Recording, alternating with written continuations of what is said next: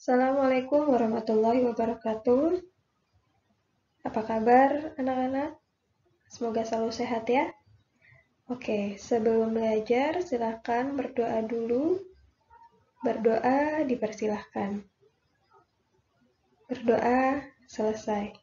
Baik, hari ini kita akan belajar tentang menyimpulkan isi berita.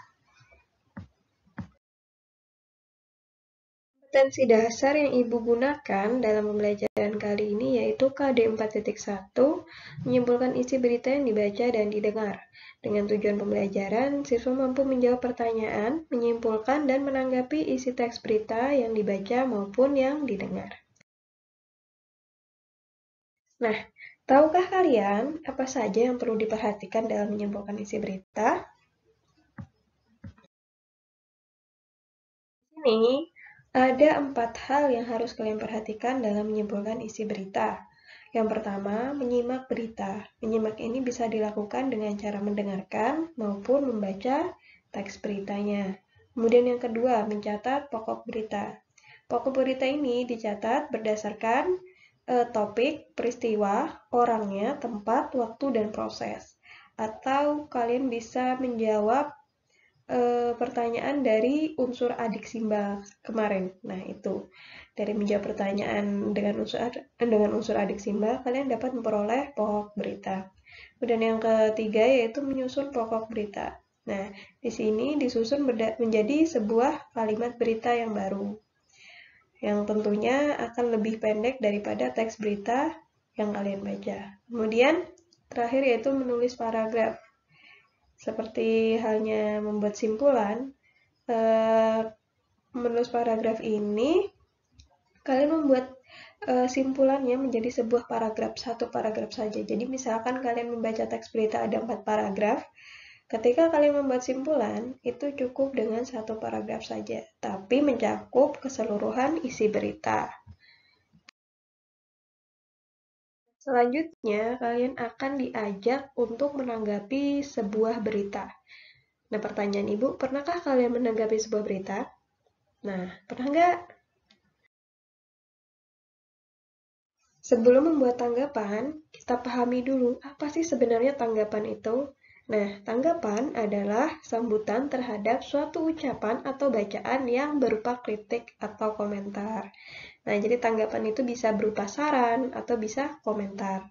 Kalian tentu pernah kan mengomentari sebuah bacaan atau postingan. Nah, atau misalkan ada teman kalian mempost sebuah foto atau mempost sebuah informasi, terus kalian menyertakan komentar. Nah, komentar itulah yang disebut tanggapan.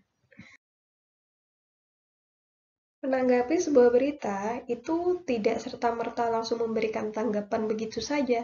Ada aspek-aspek yang perlu diperhatikan. Nah, di sini ada 2 aspek tanggapan yang harus diperhatikan dalam membuat tanggapan dalam teks berita. Yang pertama yaitu menanggapi isi atau struktur berita.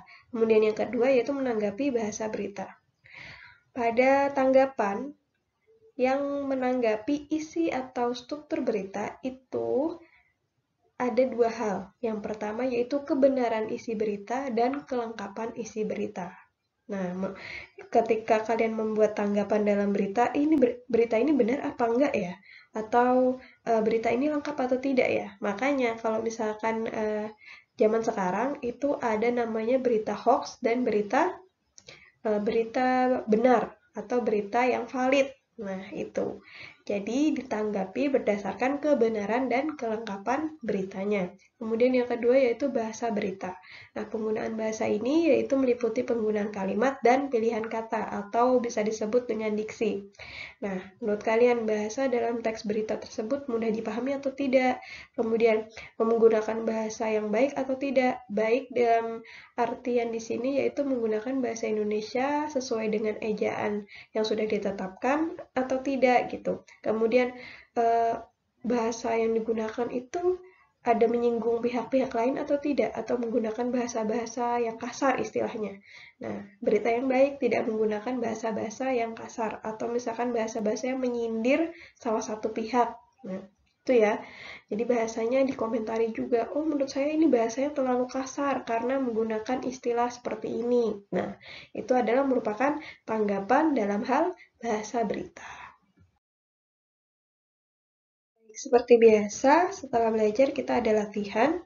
Nah, di sini Ibu sudah menyantumkan sebuah teks berita pendek. Silahkan kalian baca dulu, kalian amati, bisa kalian post. Di sini ada sebuah berita dengan judul 3 desa terendam banjir akibat meluapnya kembali Sungai Ciliwung. Nah, silakan kalian baca dengan seksama, kalian amati, kalian pahami beritanya.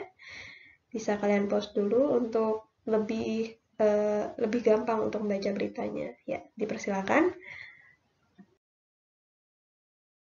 Setelah selesai membaca teks beritanya, nah ini Ibu ada soal yang harus kalian selesaikan dari teks berita yang tadi. Yang pertama, menurut kalian informasi yang disampaikan dalam berita tersebut berbelit-belit atau membuat bingung? Nah, jika menurut kalian, oh berita tersebut sangat berbelit-belit bahasanya, saya susah untuk memahami isi beritanya. Nah, itu kalian bisa menjawab.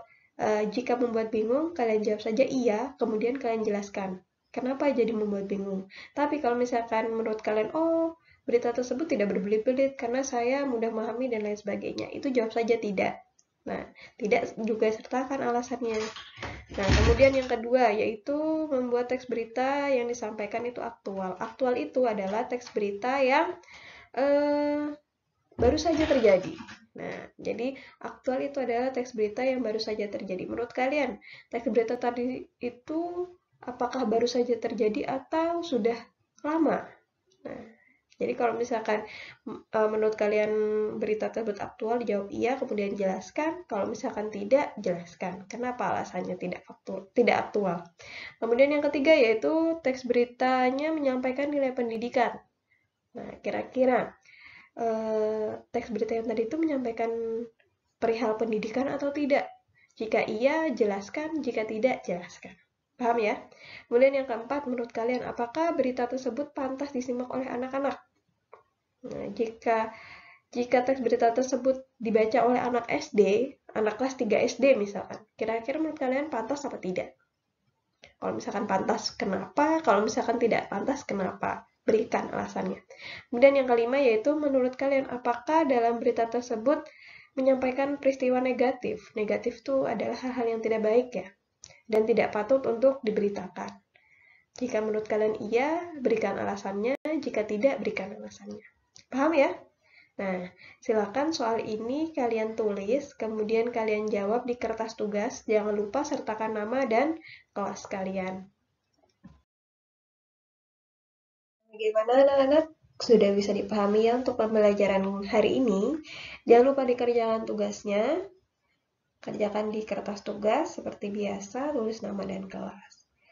Oke, cukup sampai sekian pembelajaran kita hari ini. Seperti biasa, Ibu ucapkan terima kasih untuk kalian yang sudah mengikuti pelajaran sampai akhir. Tetap semangat belajar. Ibu akhiri, Assalamualaikum warahmatullahi wabarakatuh. Semangat belajar!